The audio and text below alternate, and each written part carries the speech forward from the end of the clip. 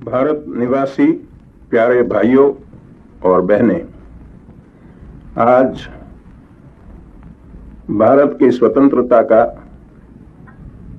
1 साल परिपूर्ण होता है। ये आकाशवाणी उस समय पर की रिकॉर्डिंग है। हमें जो खुशहाली होनी चाहिए इतनी तो नहीं होती है, फिर भी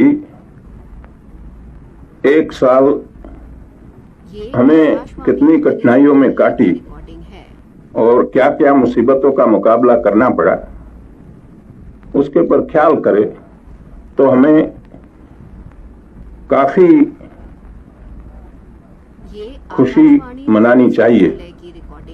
बहुत काम करने का बाकी तो है ही, लेकिन इस मौके पर जो काम हमने किया वो बताने की जरूरत नहीं है। आज हमारी क्या हालत है और भविष्य में, नजदीक के भविष्य में हमें क्या करना है, उसके पर मैं आपकी तवज्जो दिलाना चाहता हूं। आकाशवाणी ध्वनि संग्रहालय की रिकॉर्डिंग है। पिछले साल में जो हमारे मुल्क में भारत की आजादी के बाद तुरंत मुल्क में चारों तरफ आग फैल गई, जो कौमी फिसाद फूट निकली, उस हालत में एक तो हमारे पास खुद राष्ट्र के पिता महात्मा गांधी जी मौजूद थे, इससे हम बच गए। यदि इस समय पर बंगाल में खुद महात्मा जी मौजूद न होते तो आज हमारी क्या हालत होती वो कहना मुश्किल है। उसी समय पर पंजाब का टुकड़ा होने के बाद या तो भारत का टुकड़ा होने के बाद जो मुसीबत हमारे सामने आई, उसमें क्या क्या कठिनाइयों में पसार होना पड़ा आप सब जानते हैं। ये आकाशवाणी लेकिन अब आज ईश्वर की कृपा से हम मुल्क में एक प्रकार की शांति स्थापित कर सके, और दूसरा, जैसा एक कौमी मामला था वैसा एक पेचीदा मामला देशी रियासतों का था। जब सार्वभौम सत्ता हिंदुस्तान में से अपना बिस्तरा लपेट के चली और जब उसने ऐलान किया कि इधर पैरामाउंट से खत्म होती है, उस समय पर मुल्क में क्या होगा और मुल्क एक रहेगा या तो उसका टुकड़ा टुकड़ा हो जाएगा, उस बारे में बहुत लोगों का अलग अलग ख्याल था और बहुत लोग चिंता में गिरे थे। लेकिन जो राजा महाराजाओं थे उसमें से बहुतों ने काफी स्वदेशाभिमान बताया और भारत की सरकार को साथ दिया।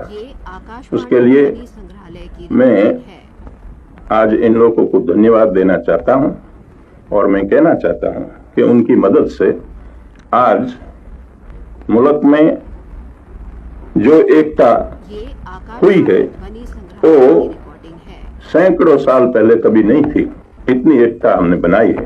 तो हिंदुस्तान का टुकड़ा होते हुए भी भारत आज एक बहुत बड़ा मुल्क, और जो काम हमें करना है वो काम हम करें तो सारी दुनिया में हिंदुस्तान जो अपना योग्य स्थान है वो ले सकता है। और मुझे विश्वास है कि इस रास्ते पर जो रास्ता गांधी जी ने हमको बताया है उसी पर हम चलेंगे तो हमारी जगह सारी दुनिया में बहुत ऊंची होगी। अब हमारा प्रथम कर्तव्य जो हिंदुस्तान में शांति रखने का या शांति स्थापित करने का था वो ठीक तरह से हुआ है तो अभी परिपूर्ण नहीं हुआ है, ये हमें मानना पड़ेगा।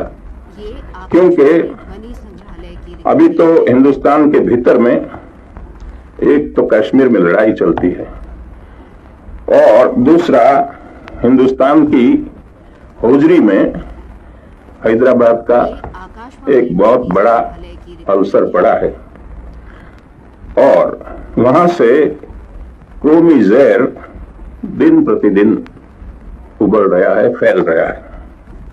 उन दोनों चीज का फैसला करने की हमारी पूरी कोशिश है और हम उम्मीद रखते हैं और हम विश्वास भी दिलाना चाहते हैं कि जितना जल्दी हो सके इतना हम करेंगे। लेकिन ये तो मुल्क के भीतर की बात है। हमारे मुल्क के आसपास जो हालत है उसके पर हमें ख्याल रखना है। चाइना में एक समय पर ऐसी हम उम्मीद रखते थे कि चाइना सारा एशिया की आगेवानी लेगा, लेकिन वहाँ की जो भीतर की हालत है उससे मालूम पड़ता है कि वहाँ से हमको कोई उम्मीद नहीं है और वहाँ बड़ा दुख है। और चाइना में जो आज हालत हो रही है ऐसी हालत दुनिया में कोई मुल्क की नहीं है। अब उसके पास आप देखें मलाया, वहां भी फिसाद हो रही है, इंडो चाइना वहां भी फिसाद हो रही है और देखे ब्रह्मदेश हमारे पास, हमारे साथ साथ उनको आजादी मिल गई, उसकी क्या हालत है।